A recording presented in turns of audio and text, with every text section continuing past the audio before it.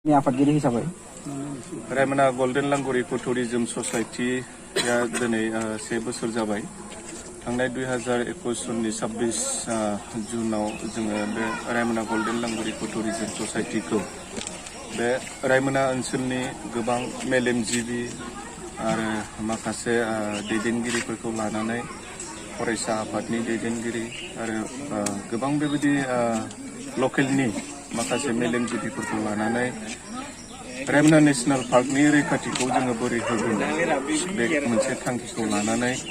जोङो बे NGO-खौ जोङो जोनोम होदोंमोन आरो दिनै फैयै फैयै बे रायमना गोल्डेन लांगुरि टुरिज्म ससाइटीया 1 बोसोर बारबाय आरो जोबोद गोजोनथावना जे बे 1 बोसोरनि गेजेरावनो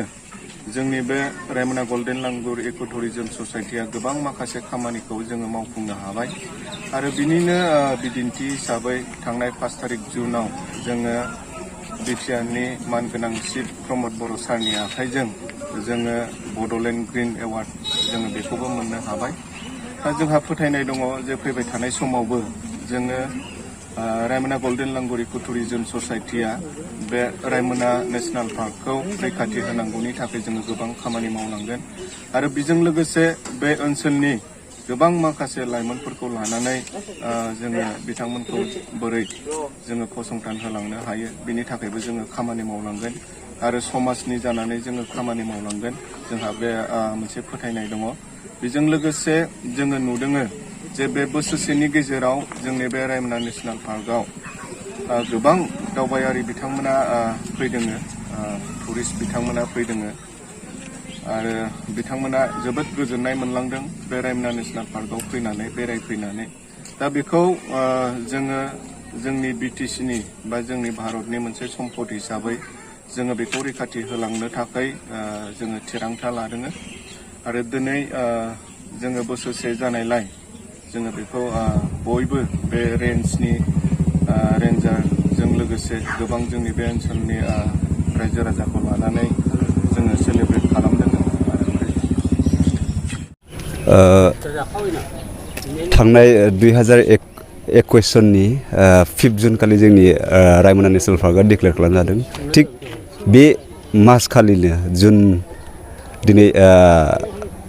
जुननि 26 तारिख खालि जे मासावहाय माने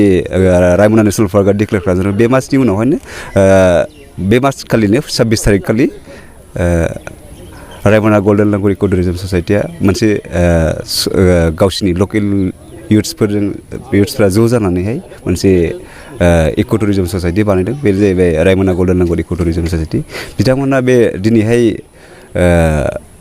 26 तारिख जुन बिथांमोननि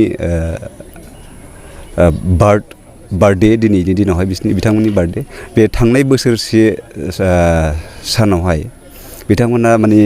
जेरैबायदि गावसोर माने ओंखारबोदोंमोन जे कनजारभेसन खालामगोन होननानै फरेस्ट डिपार्टमेन्टखौ हेल्प खालामगोन बा नेशनेल पार्कखौ कनजारभेसन खालामगोन रायमना नेशनेल पार्क डिक्लेयार खालामनाय लोगो लोगो बिथांमोना जेरेखम ओंखारबोदोंमोन थिग बिदिनो बिथांमोना मोजाङैनो डिपार्टमेन्टखौ हेल्प खालामगासिनो दं कनजारभेसननि सायावहाय मावबोगासिनो दङ। पाब्लिकफोरखौहाय जेरै माने गोबाङानो दासिमबो माने नेशनेल पार्कनि बिसयै बुजिनो मोनाखै बिथांमोनहा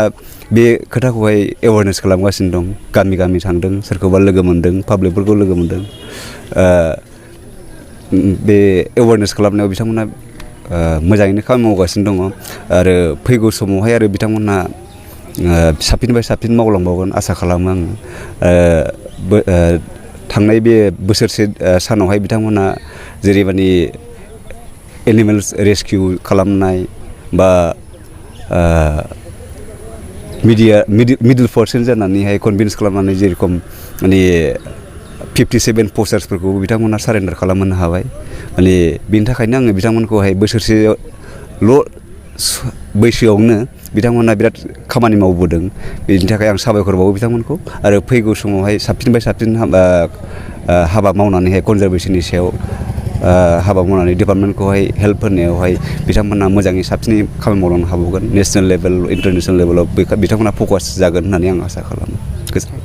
जोङो दिनै 1 बोसोर जानाय लोगो लोगो जोङो गोजोननायबो मोनदों बे जोंनि मोनसे जोंनि थाखाय देरगाथाव बाथ्रा मानो होनबा जोङो जोंनि मावनायनि बोसोरसे मावनायनि माबा फिथाइखौबो जोङो मोननो हाबाय जोङो बोसोरसेनि रिपर्टखौबो जोङो दिनैनि गेजेरावनो जोङो होजोबदों जे जोङो मा मावबोखो जोङो गोबां एवारनेस प्रग्रामफोर जोङो खुंबोदों बिदिनो एवारनेस प्रग्रामनि बादै जोङो हाग्रानिफ्राय ओंखारबोनाय जिब जुनारफोरखौबो जोङो रेस्किउ खालामनो जोङो फरेस्ट डिपार्टमेन्टखौ जोङो हेफाजाब होदों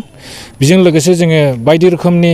एरियाफ्राव क्लिनलिनेस ड्राइभ एक्टिभिटिस मावनायफ्राव जोङो बेयावहायबो जोङो बाहागो लादों आरो जोङो फैगोन समफ्राव बिदिनो जोङो कनजारभेशननि सायावनो आरोबाव मावलांबावगोन आरो जोङो जोंनि बे रायमना नेसनेल पार्कखौ संरैखाथि होनायावहाय जोङो गोगोमैनो बाहागो लागोन होननानै जोङो आसा होयो